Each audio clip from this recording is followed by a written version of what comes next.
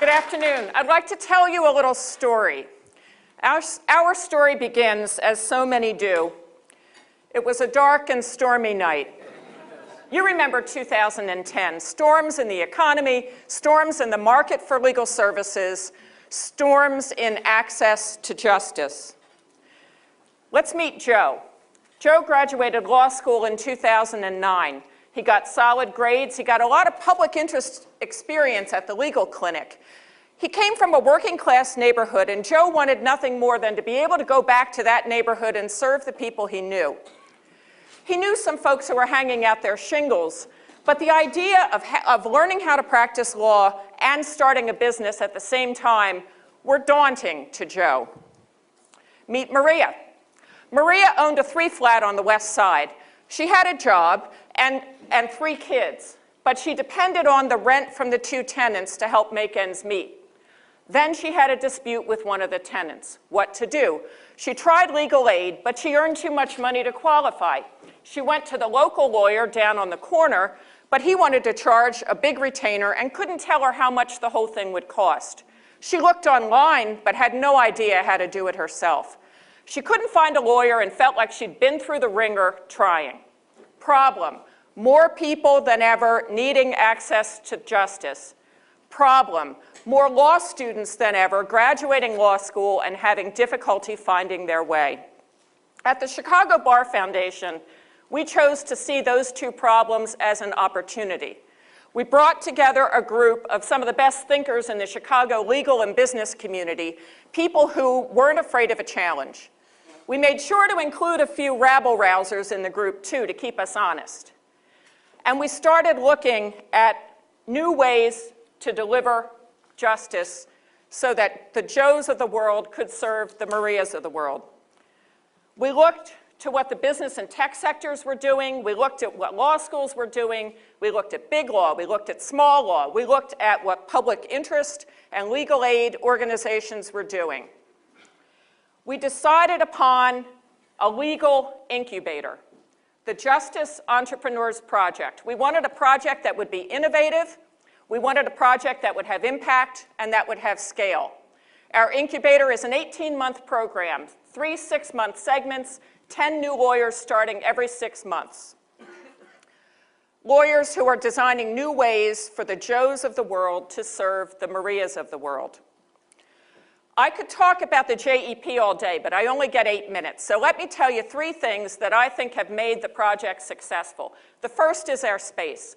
A powerful thing happens when you bring a bunch of smart people with a common idea to a common space. They work together, they support one another, they mentor each other, and they learn to trust one another, they form partnerships, they refer clients to one another.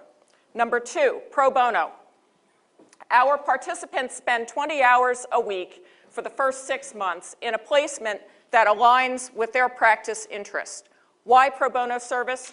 3 reasons: training, mentorship, and the start at a referral network. 9,000 hours a year of pro bono service by our participants in a given year. The 3rd reason for our success, our partners. Our partners have rallied around the idea of a legal incubator. They donate their service, they donate their products, and they allow us to provide training and support and mentorship for the participants in the incubator, and to do it at a very lean budget. And here's our product, the Jeepers. 36 so far and counting. We have a new class starting next week. They're starting new practices, providing law to what we call regular people. They're building new models. We bring them together, we give them training, we give them common space, and a push to innovate, and boy, do they. Let me introduce 3 of our Jeepers to you. John. John came to us without a clear idea of what kind of legal practice he wanted to start. We placed him with the Lawyers Committee for Better Housing, where he did pro bono work helping tenants who had disputes with landlords. Now he has a thriving practice representing not only tenants, but also landlords like Maria. He delivers service on an a la carte basis with unbundled representation and offers service at a flat fee. Catrice. Catrice left the Illinois Attorney General's office because she wanted to focus on what she calls people law. She came from the southwest suburbs. She now has a thriving practice serving her old community. She's doing things like wills and trusts, real estate, and housing representation. Her motto, people matter most. And Trevor. Trevor had a strong interest in representing businesses, small businesses and not-for-profits. He had a lot of energy and enthusiasm, but not much experience. We placed Trevor with the Law Project. Trevor now has a thriving practice representing small businesses and not-for-profits. He'll provide general counsel service on a flat rate of $300 to $500 a month to a small business. He finds his clients by speaking at community events, at the local libraries, and by volunteering with organizations in Chicago. So how are things different for the Marias of the world now? Well, they have more client-centered service that's priced in a transparent way. If the client can handle some of the work, the lawyer provides service on an unbundled a la carte basis. And how do the Jeepers find their clients? We get referrals from the legal aid hotline, who refer over-income clients to us. We get referrals from the court system, which now lists the Justice Entrepreneurs Project as a source of affordable legal assistance. We get referrals from the legal aid organizations, and our Jeepers are building a brand and starting to attract clients on their own.